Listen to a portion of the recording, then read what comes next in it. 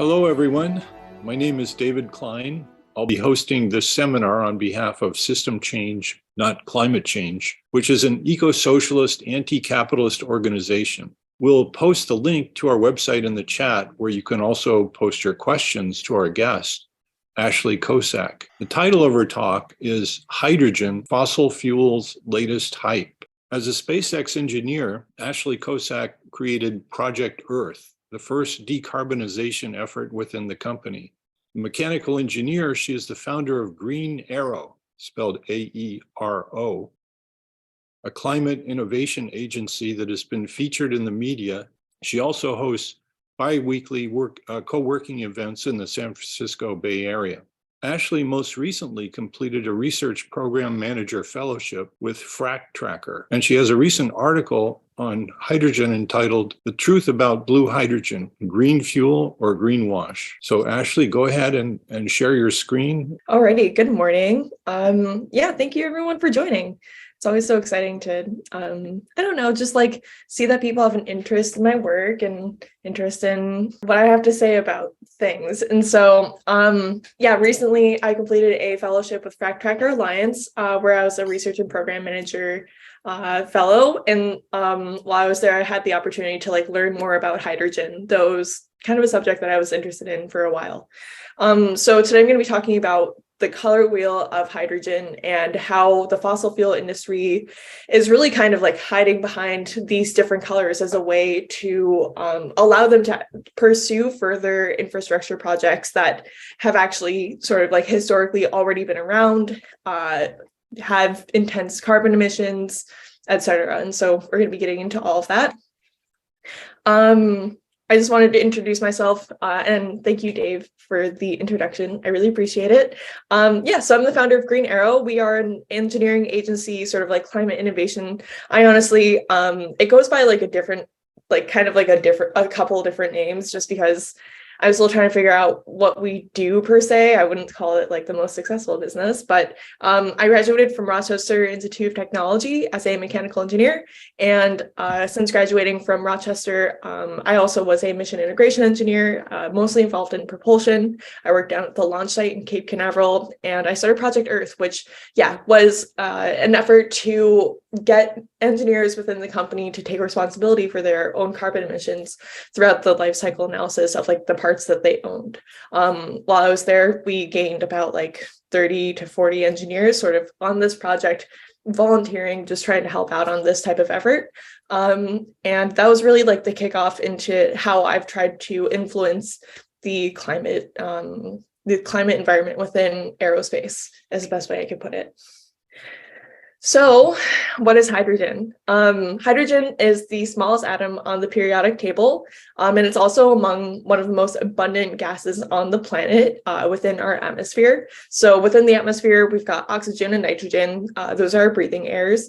And we've also got carbon, argon, hydrogen, helium, etc.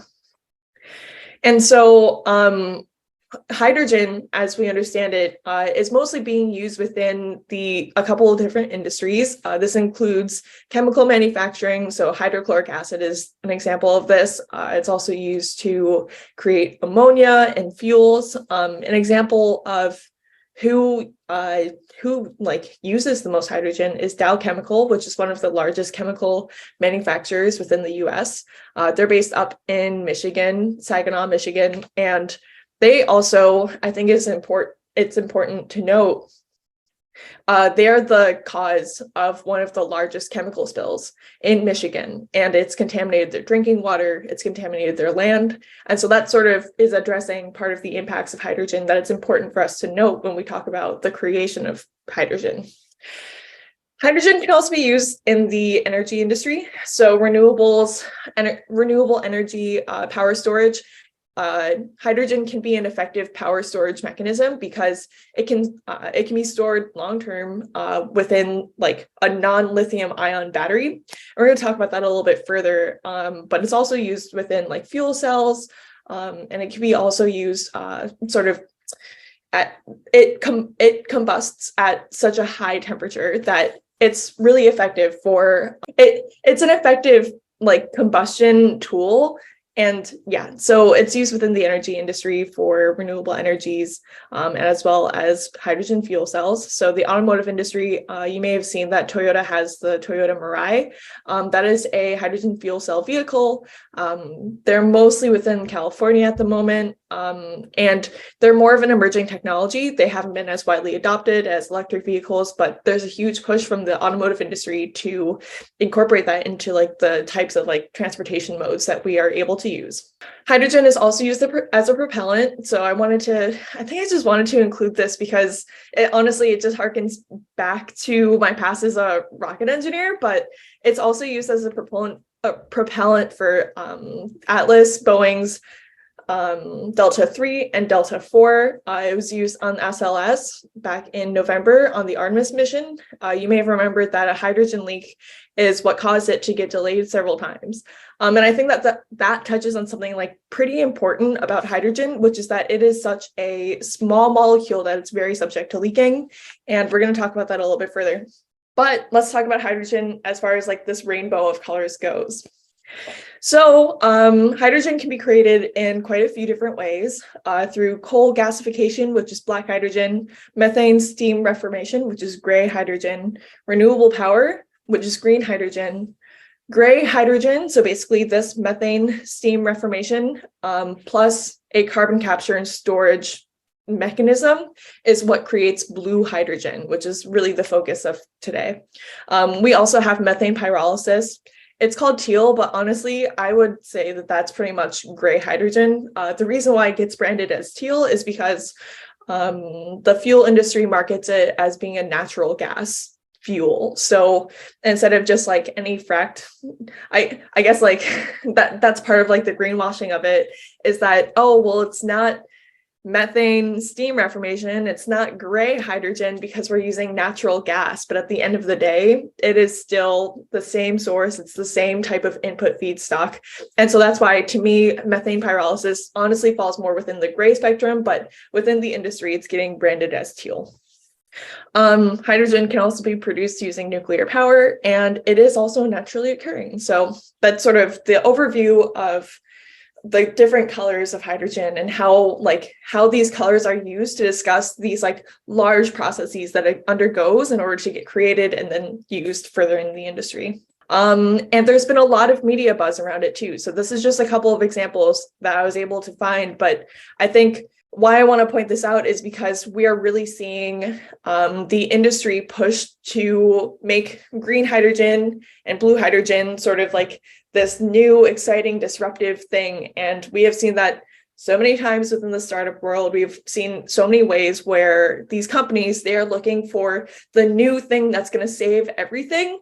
And they brand it as being like the new green solution. When honestly, when they talk about these green solutions, they're kind of actually talking about blue hydrogen. That is the problem. That is the issue, is that we're saying green hydrogen, but when you look at how much greenhouse gas is coming from the process of creating hydrogen, we can actually see that in some cases, it actually gets worse than gray hydrogen. And so this image, it comes from Robert Howarth over in Cornell, who has done a lot of speaking about blue hydrogen and is the person who kind of kicked off what, I guess, like how I began to understand what blue hydrogen and green hydrogen was because of this life cycle analysis.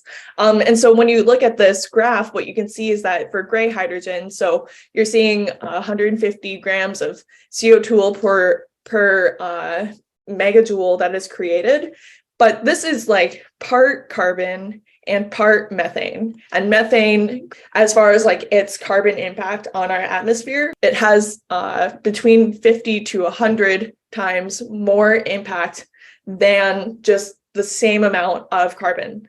So we start with gray hydrogen, we see it's got 150.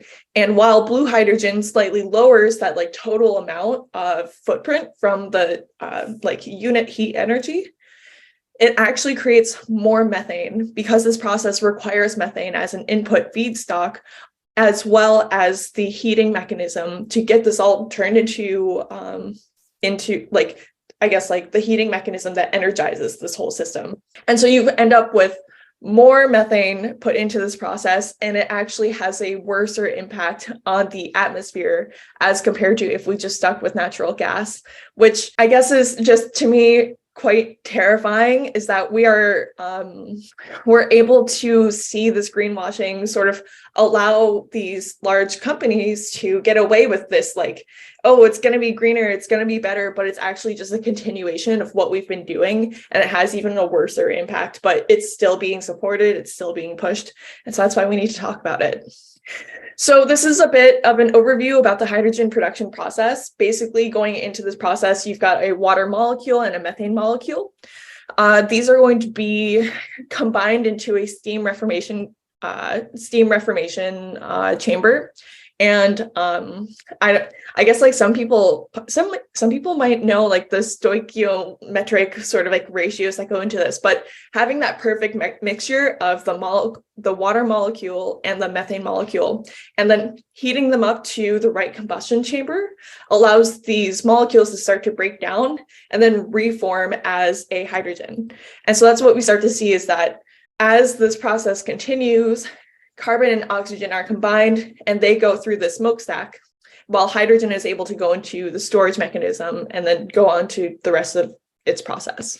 And so gray hydrogen, this is the overview of the gray hydrogen process, is that you've got your water in, you've got methane going in, you also have water going in. I think I said that, sorry, it's early here. And then carbon goes out of the stack. And what makes gray hydrogen different than blue hydrogen is that in gray hydrogen, this carbon is allowed to just release into the atmosphere. But with blue hydrogen, the carbon within the stack is supposedly supposed to be captured. And so that carbon capture and storage is what is driving the blue hydrogen movement. And I think it's important to note that like it is a valiant effort to think that we should be capturing carbon, but it's not a proven technology. It's not a proven technology. It's not a reliable technology. And what we're seeing is that hydrogen production is being supported and invested in for this technology that isn't necessarily proven. And so we can't determine if it's scalable. And what we're going to do is we're going to spend all this time and energy on the R&D and release all this carbon going into this process when we don't know if carbon capture and storage is even viable. We don't know long-term how it's going to affect people. So within hydrogen production, there's a few different ways that it gets created. And I wanted to talk about these because it sort of shows like which parties have the biggest interest in hydrogen being successful. So for gray hydrogen, steam reformation is one of the options for how that production process actually is executed on. This is an example of a reformation reactor by Lind Energy. And with this, I think what I want to point out is that the United States produces over 10 million tons of hydrogen per year using this system. It is 65 to 75% efficient, and it uses natural gas. And the groups who have the most or the largest companies around steam reformation for hydrogen are CBI, Chevron, and DuPont. And so we're seeing like all this interest in like, oh, hydrogen's going to be the next thing. Hydrogen's going to be the next thing. And it makes you wonder, well, who is backing something like this? And who are the parties that have the most interest in this being successful? And it's really easy to just look straight to these oil and gas companies that have already been using steam reformation, coal gasification, methane pyrolysis. These companies have been doing these processes for quite some time. So what they're suggesting for the most part is to include a carbon capture and storage mechanism in these processes. And I just want to point out how scary this is, because there aren't very reliable ways for us to understand how much carbon is being captured by these processes. And there aren't any regulations ensuring that these processes have end of life, sort of like retirement for the carbon credits that they're going to generate from it. We don't know if injecting carbon capture and storage, if we inject that into the ground, what happens during an earthquake? What happens if it just gets, if there's like a crack in the pipe and it releases? Like, we don't know the full effects and potential failure modes for this technology well enough for us to see it as like a totally safe option for carbon capture and storage. Another option for hydrogen production, this is for black hydrogen, is coal gasification. The Kemper project was actually the first blue hydrogen project. It started with coal gasification, but then it would include carbon capture and sequestration. It started in earnest in I want to say 2015. It may have been a couple of years earlier. And it was demolished in 2017. And so I think that goes to show that we are still quite a ways out from this like blue hydrogen technology even being a viable business source. It was even just setbacks in how this plant was able to produce and like the leak paths that had been created from this work that took this company down. And the largest groups who own coal gasification plants are GE, Shell, and McDermott. Again, major players within the oil and gas industry. So now we're looking at, okay, so we've got Shell, we've got GE, we've got Chevron, and we have a lot of funding going towards hydrogen within the new IRA bill. And so to me, what this looks like is that the oil and gas industry is greenwashing hydrogen so they can increase the amount of capital investment that they get from tax cuts, that they get from new legislation that is supposed to be built around climate, but is actually supporting the same companies that have put us into this position. And that's quite terrifying. And I wanted to give a quick shout out to Renewable Power. There are a few different sort of like mindsets around this subject because on one hand, it's renewable, so we know at least that it is truly green. We can accept that that is a green technology, but the efficiency of setting up an entire solar panel plant so that you can create hydrogen, so that hydrogen can be used in sort of fuel cells, wherever it's going to get used, it's sort of like diminishing returns. Like, why take this energy source and convert it into a new energy source and then use that energy source to like put it into like a different, like sort of this different like mechanism to use it. However, the biggest lesson that I've gotten from learning more about hydrogen is how reliable it really can be as a renewable power storage source. Because in the past, it's mostly been using batteries and it doesn't have like the most instantaneous demand. But with hydrogen, because it's a gas that can be used through these fuel cells, it is sort of an instantaneous demand solution for power storage, for renewable power. And so there are a couple of different companies out there that are working towards green hydrogen solutions. And on one hand, I don't think that we should, as a scientific community, like we should not be saying that like hydrogen should disrupt the industry or should become like a major player within like what energy sources we get. But I do think we should consider it as a important tool for some of the problems that we've encountered, such as power storage for renewable power. And so I wanted to take a moment to acknowledge that, at least because there are a couple of benefits. And yeah, I think I don't want to get into like sort of the trap of like all or nothing thinking. Hydrogen can be one of those things where it can be a lot of bad things, but it can also be some good things. It is a zero emission source, especially when it comes from a renewable power. But when we allow it to get greenwashed, and the concept of like, oh, it's going to be so green, but it's actually just like producing way more carbon than or methane than it used to. It's important to acknowledge that when we can and address it and push for change in it. So once hydrogen is made, where does it go? How do we get it transported? So within California, SoCalGas and SDG&E, they have submitted blending proposals for up to 20% of hydrogen to be mixed in the natural gas pipelines for combustion. Their basis behind this is that it's going to make it more efficient, it's going to make it more green, but in reality, what happens is because this blend of hydrogen is so different than the combustion characteristics that we have seen for just natural gas, it's going to change a significant amount of infrastructure. It's going to change what appliances you can use in your kitchen. Like those appliances need to be retrofit to allow for hydrogen. And the same thing for New Fortress Energy out in Ohio. These are just a couple of examples of the upcoming hydrogen projects, but they are building a new gas turbine plant. And this also is creating a 15 to 20% blend of hydrogen and natural gas. And so this begs the question, like, what are the further impacts that this could have? Like, in what ways does this trickle into sort of new things that we don't know about? Well, In July of 2022, the California Public Utilities Commission actually determined that blending more than 5% of hydrogen in gas pipelines overall results in a greater chance of that pipeline leaking or embrittling. Basically, the hydrogen atom is so tiny that it is able to slip through some of the grain structure of a pipe or a plastic pipe, especially since plastic is a porous material. It's going to allow for this hydrogen to seep in, and this can cause it to start to crack. It can make it weaker, and then over time, we're going to see more issues with these gas pipelines. And if those start cracking, now we need to invest more into infrastructure. We need to replace those pipelines. There's a chance that the methane also leaks further into the atmosphere.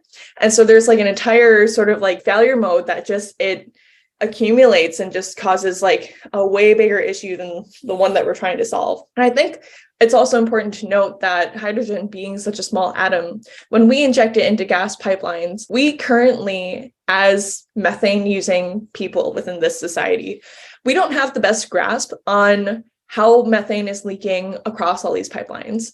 And hydrogen, it wants to leak even harder. That's what we saw in the SLS mission, was that hydrogen was leaking past all of the very specific fittings and like tubing that was existent in that like propulsion system. And it's because those atoms are so tiny that any sealing surface, it needs to be completely perfect in order to prevent any leak paths from developing for hydrogen. So even just like the smallest scratch on that surface, that's going to prevent leaking from those fittings. And how do we even detect it? Like, how do you detect it on such a broad scale? Do you do it manually or do you use pressure? Like, there are so many questions that we just haven't answered yet, but we're still sort of moving full speed ahead towards it. The industry is pushing for hydrogen, and as a result, it's allowed hydrogen to receive $8 billion in funding for new hydrogen hubs, $3 billion for ultra-efficient vehicles. So this would be hydrogen fuel cell vehicles like Toyota, $55.1 billion in loans for companies building new auto facilities, and $5 billion to replace the existing energy infrastructure through the IRA. And this total sum of billions and billions of dollars is to create a technology that actually ends up releasing more methane than the current industrial uses.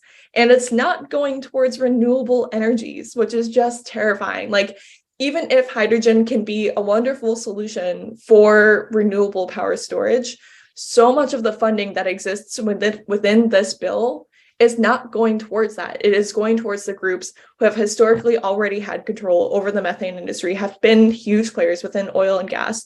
They're receiving more money for hydrogen instead of the groups who are working towards like truly green solutions. And so my recommendation is really advocate to reduce blending of hydrogen for hydrogen that's already in production.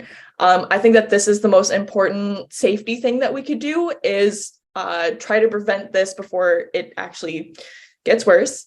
We can also correct the record and make it known that blue hydrogen is not sustainable. It is greenwashing. It is worse than the already industrial production methods that exist.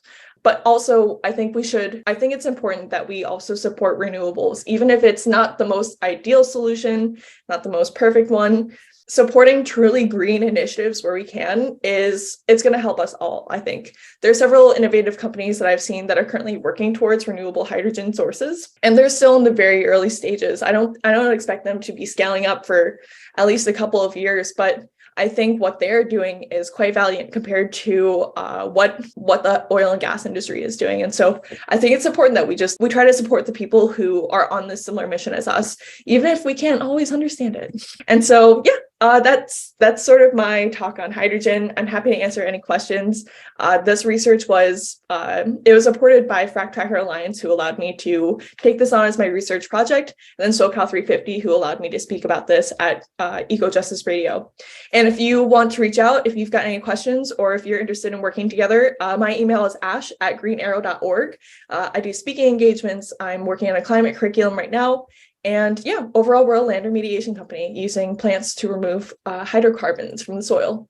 So I'll let you guys ask any questions. Okay, well, thank you very much, Ashley. That's very interesting. So there are a few questions that have come through. One of them has to do with the use of hydrogen as a jet fuel. as opposed to propeller airplanes. Could you talk about the viability of that and also address in that context the dangers of nitrogen oxide emissions with the burning of hydrogen? Could that be somewhat mitigated if at high altitudes, say in the tropopause? The impacts of nitrous oxide, I can't necessarily speak to. It's not my expertise, though I did design a rocket engine around it once, but I just don't know the climate impacts, unfortunately. So, but as far as it's just to clarify, it's not a greenhouse gas, but it's part of smog. It burns your throat and burns your eyes. It's kind of nasty stuff. Which is a product of burning hydrogen in air as opposed to burning it in pure oxygen. I hear you on that, but that's quite new to me, unfortunately. As far as hydrogen as a climate-friendly alternative to jet fuel, yeah, I mean, it can be producible, but I think the issue is that the current production methods do truly support gray and like black hydrogen production. And so if we start to move towards that as a jet fuel alternative, we're kind of still feeding into the same industry that has been feeding jet fuels to start. It does have benefits in that the emissions of it are like clean at the end of it, but I would say, like, make no mistake that there are emissions up front in the creation of hydrogen. You have not eliminated all of the emissions just by switching to hydrogen. You've just moved where that impact is produced into the world. Okay, let's see. Another question is non-combustion gasification of municipal solid waste is now being proposed in Contra Costa County. What do you think about this method? It seems like this is creating natural gas, sort of like biodiesel in a way. It's an inefficient solution, kind of focusing on not the problem. Like, the problem really is how we allow carbon dioxide and methane to like escape into our atmosphere. In implementing gas capture, like non-combustion gasification, like things that are going to like capture all that methane coming from municipal waste storage, to me, it seems like it's not making as big of an impact as is necessary. It's not reducing emissions. It's just sort of, it's moving where they are used. Like, those emissions from the solid waste, they're still going to be used to create hydrogen. That carbon's still going to go into the atmosphere. So what we need to focus more on is not necessarily like the source, but it's the overall like mitigation of that natural gas production. I hope that answers that question. So there was a question on system change. So let me formulate it this way. This organization, System Change, Not Climate Change, recognizes a fundamental contradiction between the finiteness of the planetary biosphere on the one hand and the grow or die imperative of capitalism. In other words, infinite growth on a finite planet is impossible. It could also be pointed out that capitalism imposes a severe restraint on any mitigation project, namely, it must be profitable to private individuals. So System Change, Not Climate Change, therefore advocates eco-socialism as a replacement to capitalism. What do you see as the effects of global capitalism on the climate crisis? Capitalism, it has taken what is this like valiant effort by so many people to solve the like current crisis that we're in, and it's made them think about, how can I make money off of this? And it's quite terrifying. I mean, like, so I've been starting my own company, and at first I wanted it to be a startup, and the more I explored that sort of like VC world, the more I recognized that like they, even within like the climate VC world, and like people who want to be green, their mindset around it is still so focused on consumption and expansion and scaling. And they're just like, they want millions and millions of users, millions and millions of acres of land. They want to do as large as possible of a project so that they can show that it's scalable. I guess it terrifies me because like, that is the antithesis of like what is necessary. We need to reduce our consumption. We need to reduce our expansion mindset. But those are the only things that also get funded by these groups. And this is like the main source of like innovation that we're seeing within our country. So reconciling that difference between like all of these clean tech companies, they want to show that they're green, but in order for them to do that, they need to show that they can expand to as large of a company as possible. The two don't really they don't match up. The math isn't mathing. And it has frustrated me for well over a year now, where making money is important because it allows people to live. But we have made that the main focus of how we can fight climate change. And that was never supposed to be the focus. And so I guess it's really upsetting to me that climate solutions have become a business model for the VC world, when in reality, it's kind of like, it hasn't necessarily been effective as like a full like climate change solution. Like it has been, because solar energy and wind energy, like those have been able to expand. But I think it's putting the wrong message into the work that we're all trying to do. The way that we approach that system needs to be changed. We need to think about it from like that full scale impact concept, not just the financial benefits that we can see from climate solutions. So one questioner formulated kind of a similar question, but more narrowly. She asked, behind the terrible companies named are even more terrible financial institutions pushing these poorly thought through projects. How can we, the people, intervene in this potential death spiral? I mean, I do think it starts with like awareness. Before I started to research more into hydrogen, I didn't really know what blue hydrogen or like green hydrogen, like I didn't know what the difference was between the two. So if we're able to like call it out and address it when we see it on the spot versus like just accepting, oh, okay, it's that color hydrogen, like we're gonna move forward with it, I think that can be an effective system for change. Yeah, I don't know if I have anything more than that. I'm not too sure, if I'm being frank. Yeah, it's a pretty big question. I'm kind of a small person right now. Could you tell us more about your company, Green Arrow, and also your biweekly co-working events in the San Francisco Bay Area? And how did you get interested in this field? Maybe you could add that as well. Yeah, so Green Arrow, I started out with creating this company because I wanted to make renewable rocket fuel. Basically, like my concept was like, let's take industrial hemp and break that down and then use that broken down sort of like the sugar molecules from the cellulose that goes into it. Let's use that to turn it into a rocket fuel, and then we can have a carbon neutral rocket fuel for the space industry. But I, have had to shift my tune on that quite a bit, mostly because at the start, as I like dove deeper into trying to understand that process, I realized that it was going to require millions of acres of land to do something like that. And it wasn't going to be cost effective. Like the price that people pay for fuel is just so low that like I couldn't find a way to like break even on it. And that expansive mindset to me was just like so contrary to what I think was like an effective climate solution, that I just to me, like I didn't see a way through that. And honestly, I was still so like young and new, and I am still so young and new that I wasn't really sure what I was doing. But now what Green Arrow is it is my extension arm, basically, for like, I do a lot of climate projects and I want to keep working on them, and I want to keep working with individuals who are working on them. And so Green Arrow is like my agency that allows me to do that, and also have scientists and team members who are able to help. So we've got a geospatial mapping expert, we've got a land remediation expert. Basically, like what we are doing is we're taking on individual contracts with either small businesses or like private entities, private individuals, to help them with remediation projects or mapping projects. And this allows us to get our work done too. For the climate co-working, this happens out here in San Francisco. I try to have them every other Thursday. I mostly have a group chat running for them right now. So if you're interested, feel free to email me and I'll get you into like that invite.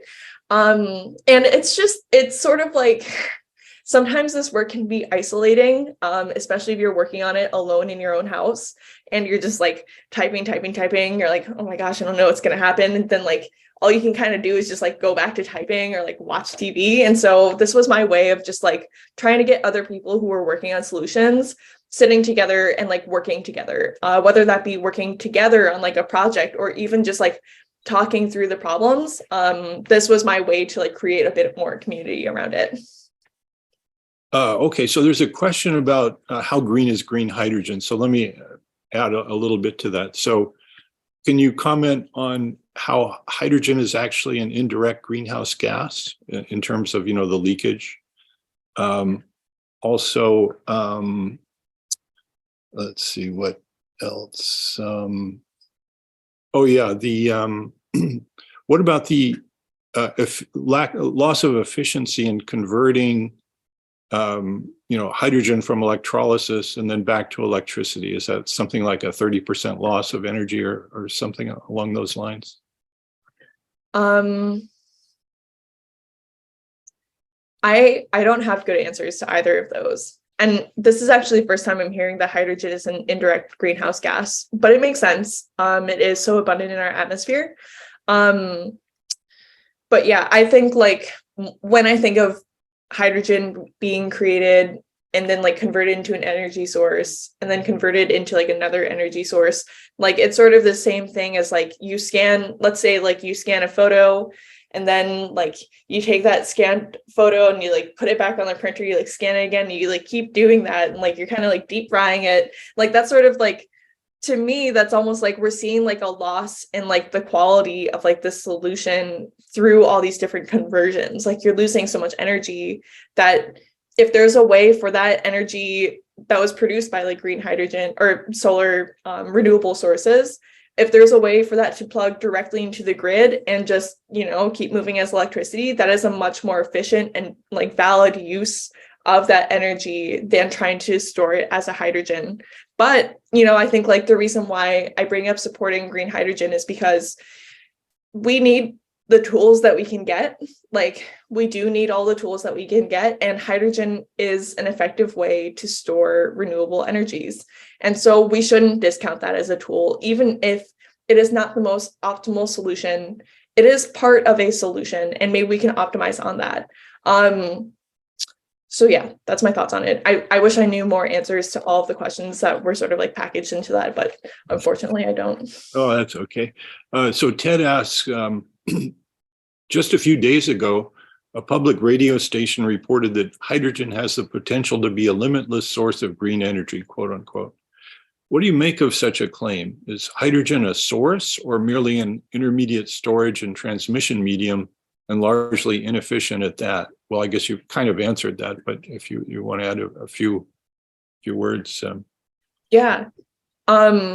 It's bold to say it's a limited source or an unlimited source. Like the components that go into creating hydrogen, which are like water and methane, like that methane still needs to be supplied from somewhere. Like that is not limitless. And so I think the reason why they feel that they can make that claim is because like hydrogen is so abundant in our atmosphere that like it could be found anywhere. It's like it's one of the most common elements on the planet. But that's like not, I guess that's like not looking at the process from like what is actually being done. It's taking like broad statements and applying them to like things that don't actually apply. You can't just pull hydrogen from the atmosphere and put it into a thing. It can't be limitless in that way. It needs to be produced, and it's going to have carbon impacts as a result. So if we say that like it's limitless, we're kind of trying to paper over the fact that there are emissions that we need to address. And so, yeah, I think the reason why they make that claim is because of its abundance in the atmosphere, and hydrogen is a source of, or merely, I think it's more of an intermediate storage and transmission medium. It's like a chemical element that we can use, but like I said, like it's not just being like extracted from anything specific. It's not a natural occurring resource that we can just like pull. It needs to be manufactured, and we've created systems that can do that, but they do create all those emissions. And so that's why it's important to recognize those. Okay, let's see. So another question says, Southeastern utilities, including Duke Energy, Southern Company, and Dominion Energy, have formed a coalition to attract one of the hydrogen hubs to the Southeast. In California, the governor, Gavin Newsom, has orchestrated a grand coalition of fossil fuel companies, government bodies, and even the University of California to fight for a hydrogen hub in the Los Angeles area. You may have heard of the Scattergood project. A number of states in the upper Midwest are collaborating as well. Hydrogen lobbyists are crawling around the state capitals in the hunt for taxpayer money. How are groups organizing to stop the hydrogen gold rush? Are there optimistic signs? I haven't really seen a broad organizing effort towards hydrogen, but I do agree that it seems like a gold rush right now, especially with the amount of funding that was made available through the IRA. Like, people are truly running towards hydrogen right now. And I'm like sort of wondering if the lack of education around life cycle analysis and how available we've made that type of information.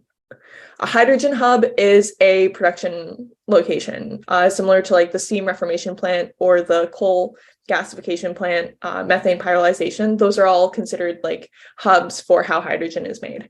But yeah, no, I haven't seen any large efforts to actually stop hydrogen. I think it's still to me, it's still kind of difficult to like determine like what are the things that we need to stop, because these hydrogen hubs are still for blue hydrogen, they're still like slowly popping up. Like, they have not been fully completed yet. We're not seeing them in like full-blown production scale usage. So it's I think it's difficult. It's even for like someone who's been like trying to research it for so long, like it's difficult for me to see like, okay, well, if we made this regulation, how will this affect all of the hydrogen hubs? How do we reduce them? Or how do we at least like make them less carbon intensive? I'm not too sure. So in the middle of your question, somebody asked, well, what is a hydrogen hub? Oh yeah, I talked about that. Yeah.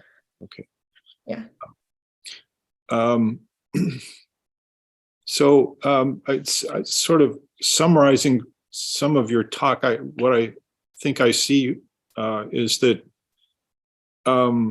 the gas companies are trying to stay alive. These corporations won't commit suicide, so they want to keep as much of their infrastructure active as possible. So they are proposing very dubious uses of hydrogen as a kind of a greenwashing mechanism. To just with considerable dangers. With the leakage of hydrogen, with all the consequences and byproducts in the burning of hydrogen, which includes some toxic chemicals.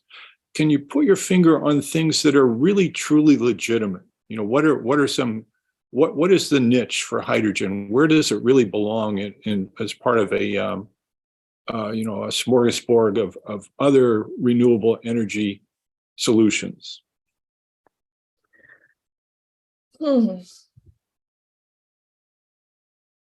I'm not too sure where hydrogen should belong. I guess, like, yeah, when it comes down to it, like, the way I try to approach my thinking around like a lot of these topics is looking at things like a tool and not a disruptive solution, right? Like, we should see it as like an option when it's necessary. Like lithium ion is not only environmentally impactful, it has a lot of emissions associated with it.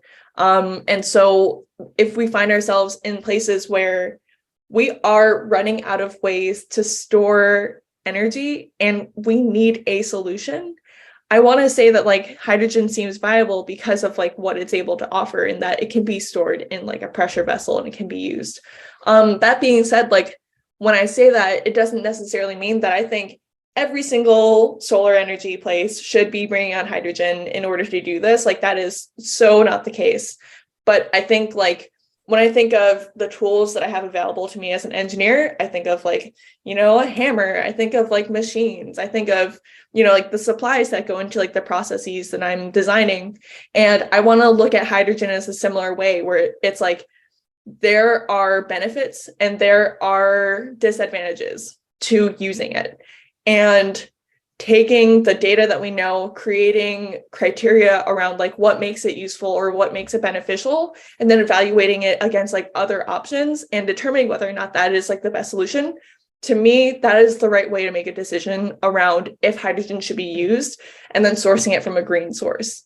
To me, that's the best way that we can use it. It's like, see it as that tool, see it as that supply source, but like don't look at it as the new thing that should take over the industry, because that is just like, we do not need we don't need to replace like our current industry, and we don't need to disrupt it. We want to add to it.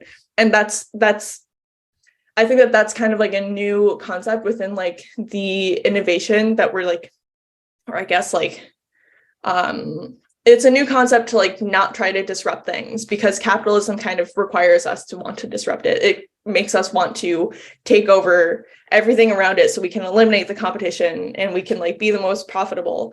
But in reality, I think it's important that we view it as a tool, and we try to like use it where it's necessary, but not just paper over everything that's already been done for it. So there was a question about the pipeline. Is it even possible to make pipelines that where there's really no leakage of hydrogen? I mean, is it from a practical point of view, would hydrogen leakage be doomed to occur? I really don't know, right? Like, I would have to do a lot more research into that question to give you like a true answer. But what I can say is that the risk is high.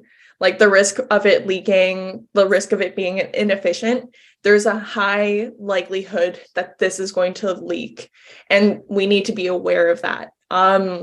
As far as embrittlement goes, I'm sure that materials could be engineered to prevent embrittlement from occurring. But even if we do something like that, we just creating the new material isn't going to make it a solution. We're going to have to take that new material and we're going to have to replace all of the existing infrastructure that is being used now with that material in order for it to be an effective solution, which means more permits for these gas companies, more sort of like digging into the earth and replacing infrastructure that allows methane to stay in use too. And so that's the issue, really, is that even if there were safer mechanisms for transporting this like large scale like hydrogen blend of hydrogen and methane, it's still such a huge infrastructure project, and it's kind of like not what we need right now. Like, we need like renewable sources of energy to be funded and to be improved on, and having all that funding go towards replacing existing fuel infrastructure, it's kind of like the antithesis of the like climate movement. Like, we're trying to get away from that. So somebody asked about the dangers of hydrogen something. I mentioned before that it's an indirect greenhouse gas. And the way that works is that hydrogen bonds with oxygen to form a hydroxyl radical, an OH radical, and that slows down the process of decay of methane in the atmosphere. And methane is very powerful greenhouse gas, 86 times the global warming potential of carbon dioxide over a 20-year period. So it affects the global warming that way. Would you like to make any final comments before we thank you for this presentation? Well, I appreciate you having me. And yeah, I think like at the end of the day, when new technologies like this come up, and I'm hoping that this is like the last ditch effort of the fuel industry to like try to be a climate solution before ideally they get taken down, is like, does it pass the sniff test? Does this make sense? Like, where does the hydrogen come from? What is that life cycle impact? Like, these are all important questions that we need to be asking when it comes to like new solutions that are being presented to us. And like the same thing could even be said for things like nuclear and sort of like all of the materials that go into like creating renewables. Like, there are a lot of questions that we need to be asking when we hear of a new solution on the market. And then like looking into who is fueling that, who is funding that, what is their interest in it. That creates an important narrative around like, why does it get the recognition and the funding that it gets to, and will this actually help things?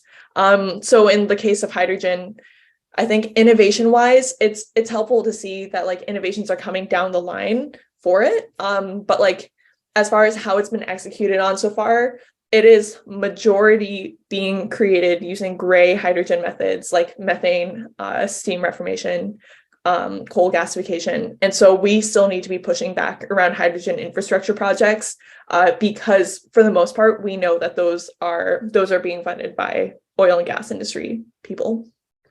So yeah, I appreciate you having me. And if you ever would like to reach out, email me. My email is ash@greenarrow.org. You can also go to our website. And yeah, I appreciate you having me here today. So thank you.